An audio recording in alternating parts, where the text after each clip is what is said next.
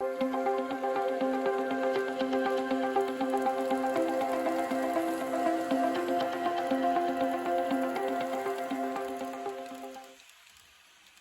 んにちは。旅と鉄道のチャンネルです。今回はダムの下流にあたる渓谷を作っていきたいと思います。ダムのすぐ隣直近のところにはグリーンマックス製ののり面を設置いたしました。こんな風にスペーサーをつけて位置決めを行っております。これにはごく簡単な加工を施しておりまして、内訳としましては、まずグレーに塗装した後、ウェザリングカラーマルチグレーを使ってウェザリングしております。サイドには 3mm 厚のスチレンボードを接着して、さらに補強のためにこちらは 2mm のプラ棒になりますけど、こちらで補強を行っております。こちらはダムを正面に見て右側ののり面になりまして、ダムを戻しますとこんな感じになります。次は天然のコルクを使って崖を作っていきます。崖とコルクの形状に合わせてとりあえず仮設置、崖の下の部分はこんな風にカットして、ここも仮に暫定的という感じで置いていきます。この辺りなかなかね難しいというかセンスの問われるところですが、いわゆる既製品のパズルのように明確な正解はないので、何パターンか試してそこそこで切り上げるのがいいかと思います。ではこちらを接着していきます。使う接着剤はこちら木工用ボンドで十分固着いたします。真ん中のここは鉄橋の一番端にあたる橋桁になりまして、下のマジックで描いた丸は橋脚の来る部分となります。どうしてもこういった作業は隙間ができてしまうので、下地のピンクが目立たないように茶色かグレーかそのあたりが無難かと思いますけども、簡単に色差しをしてこんな風につけていく予定でございます。次は高さの合わないスペースみたいなところを発泡スチロールを細かく刻んだものでかさ上げしていきます。接着には木工用ボンドの水溶液を使って固着させるのがいいと思います。で、だいたい遠目で見たらこんな感じでございます。ここに石膏を溶いて上から流し込んだのがこんな感じ。現段階では色的に不自然に見えますが、着色しますと少し落ち着いてきます。また別の機械に仕上げると思いますが、今後パウダー類を巻いていくといい感じになるかと思います。こちらはちょっとした隙間を発泡スチロールの先の細いのを突っ込んでカットして隙間を埋めておりますが、両面テープを使って隙間に貼り付けて処理するのも楽だしありだと思います。それで簡単に言うと、コルクの形状に合わせて地形を自然に見えるように加工していくという感じで、簡単に色塗ってこんな感じで一旦留めております。で、鉄橋をつなげたのがこんな感じでございます。はい、それでコルクについて一応説明しておきますと、大きな木をカットしたようなもの、例えばこれはヤフーオークションの画像を借りておりますけれども、こういう大木を切ったようなものではなくて、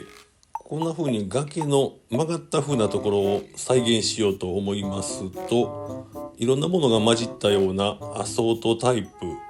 様々選べるようなものをちょっと多めに購入するのがいいかと思います。実際に見て買いたいという方は園芸用品店とかホームセンターの園芸コーナーに行かれるといいと思います。では対岸の方もやっていきます。木工用ボンドを含ませた石膏を使ってコルクを一緒に貼り付けていきます。個人的な見解ですが、曲がりくねったような複雑な地形よりこんな風なまっすぐな崖の方がイメージが湧きにくくて難しい印象です。とりあえず一度仮組みをして割と隙間を詰めてこのように貼っていきます。最後ら辺はちょっと形がなかなか合うものがないので細かく刻んだようなもので処理していきます。この時割と隙間が気になってしまいますけれども、それは後から処理することとして気にせずに前に進めるといいと思います。次に隙間を埋めていくわけですが、使う素材としてはこちらジオラマ粘土ジオベースというのがおすすめでございます。この粘土は取り扱いが簡単で、まず手につかない、もちろん素材を汚さないのでマスキングが不要で、どんどん作業がはかどっていくような、そんな楽しさを感じる素材でございます。ちょっと石膏とかと違って接着力に疑問を感じるんで、時折木工用ボンドを塗ったり、ちょっと霧吹きで水を吹きかけたりなんかして作業するといいと思います。ではちょっと長いので3倍速にしておりますが、隙間を埋め終わったのがこんな感じでございます。次に下地の色が目立たないような色を使って塗装いたします。ちなみに私は加藤の水底カラーライトブラウンというのを使っております。家の家具とかフローリングに何かぶつけてへこんだところを補修することをリペアと言いますが、その場合へこんだ部分を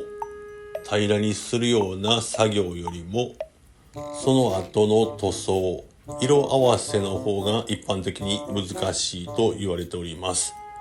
それに比べて崖の場合は木目を合わせる必要もないし、初めから立体的なので割と簡単かと思います。使う色としましては茶色、グレー、黒と3色ほど用意いたします。私は手を抜いてウェザリングカラーを塗ったりしておりますが、アクリルカラーとかですと専用の薄め液か、あるいは水で5倍ぐらい薄めて、それから筆の液体をあまりつけずにゆっくりやっていくのがおすすめです。ジオラマのウェザリングとかされてる方ですと夜はかなり近いと思いますが、人気の商品ですとタミヤウェザリングマスターとかパウダー類はちょっと色が乗りにくいので、液体のリキッド系のものを使うのがおすすめでございます。では次はジオラマ造形シート、これのシーナリーセットというのを購入してみました。こちらはシートの裏になります。ひっくり返してこちらが表。この商品は割と最近発売されたもので、もちろん使うのは初めてになります。少し手探りの状況でございますが、とりあえず説明書に従ってちょっとカットして、それから手でぐちゃぐちゃと地形を作ったのがこんな感じです。それでこれを使うのがこちらの崖というか土手になります。ちょっと順番は前後しますけど、こんな感じで高さを合わせてカットいたしました。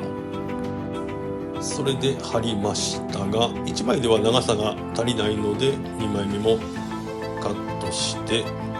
それから地形を整え貼っていきます。それでこのシートは2枚構造になってるんですけども、段差を目立たなくさせるために2枚目のこのアルミの部分はちょっとカットして、それからこの面の部分だけを重ねるといいそうです。ただこの後石膏をここに塗っていくのであまり関係ないかもしれませんが、とりあえずは説明書の指示通り進めてみました。